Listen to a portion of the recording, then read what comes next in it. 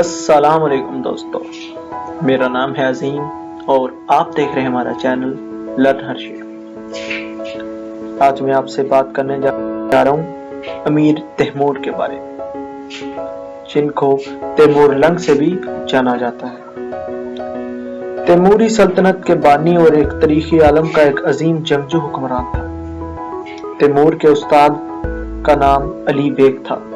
کہا جاتا ہے کہ علی بیگ اپنے طالب علموں کو سبق یاد کرانے کے لیے ڈنڈے کا استعمال کرتے تھے، لیکن انہوں نے کبھی بھی تیمور کو نہیں مارا، کیونکہ تیمور ہمیشہ اپنا سبق یاد کر لیتا تھا۔ ایک دن علی بیگ نے تیمور کے والد کو بلا کر کہا کہ اس بچے کی قدر جان یہ نہ صرف ذہین اور دوسرے بچوں سے آگے ہے، بلکہ اس میں ناقابل یقین صلاحیتیں موجود ہیں۔ تیمور نے 3 سال میں قرآن حفظ کر لیا تھا۔ گویا صرف 10 سال کی عمر میں وہ قرآن کا حافظ بن چکا تھا۔ تیمور ایک ترک منگول قبیلے برلاس سے تعلق رکھتا تھا۔ چنگیز خان اور امیر تیمور دونوں کا جد امجد تومنا خان سے تھا۔ تیمور لنگ کا تعلق سمرقند سے تھا۔ سمرقند ازبکستان کا دوسرا سب سے بڑا شہر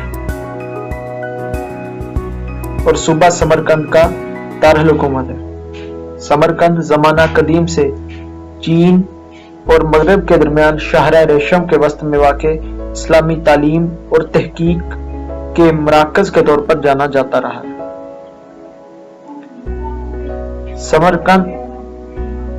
وہ سمرقند کے قریب گاؤں کیش میں پیدا ہوا۔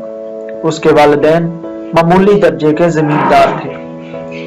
تیمور دریائے ہیجو کے شمالی کنارے پر واقع سرسبز، جس کو کش بھی کہتے ہیں، 1336 میں پیدا ہوا۔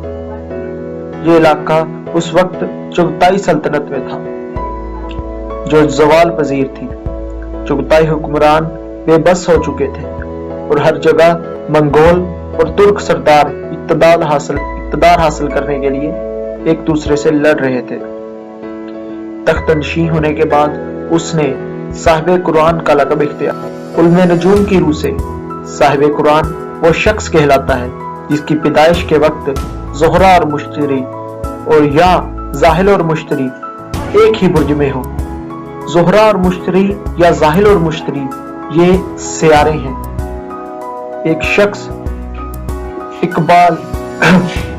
ایسا شخص اقبال مند، بہادر اور جری سمجھ جاتا ہے۔ تیمور نے اپنی زندگی میں 42 ملک فتح کی۔ وہ دنیا کے چند نادر لوگوں میں بھی شامل ہوتا ہے۔ تیمور کی یہ خاص بات یہ تھی کہ وہ ایک وقت میں اپنے دونوں ہاتھوں سے کام لے سکتا تھا۔ وہ ایک ہاتھ میں تلوار اٹھاتا تھا اور دوسرے ہاتھ میں کلہاڑا۔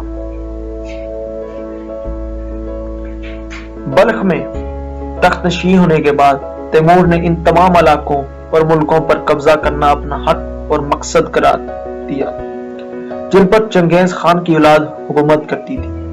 اس غرض سے اس نے فتوحات اور لشکر کشی کے ایسے سلسلے کا آغاز کیا جو اس کی موت تک پورے 37 سال جاری رہا۔ تیمور کی ابتدائی چند سال چغتائی سلطنت کے باقی ماندہ حصوں پر قبضہ کرنے میں صرف ہو گئے۔ وہ 776 میں کاشغر اور 781 میں خوارزم پر قابض ہوا۔ اس کے بعد اس نے خراساں کا رخ کیا۔ 1381 میں بمطابق 783 ہجری میں ہرات کے خاندان کرت کو اطاعت پر مجبور کیا۔ اگلے سال نیشاپور اور اس کے نواب پر 785 میں قندھار اور سیستان پر قبضہ کیا۔ 1386 میں اس نے ایران کی مہم کا آغاز کیا، جو یورش 6 سالہ کہلاتی ہے۔ اس مہم کے دوران مازندران اور آذربائیجان تک پورے شمالی ایران پر قبضہ ہو گیا اور اس مہم کے دوران اس نے کرجستان پر قبضہ کر لیا۔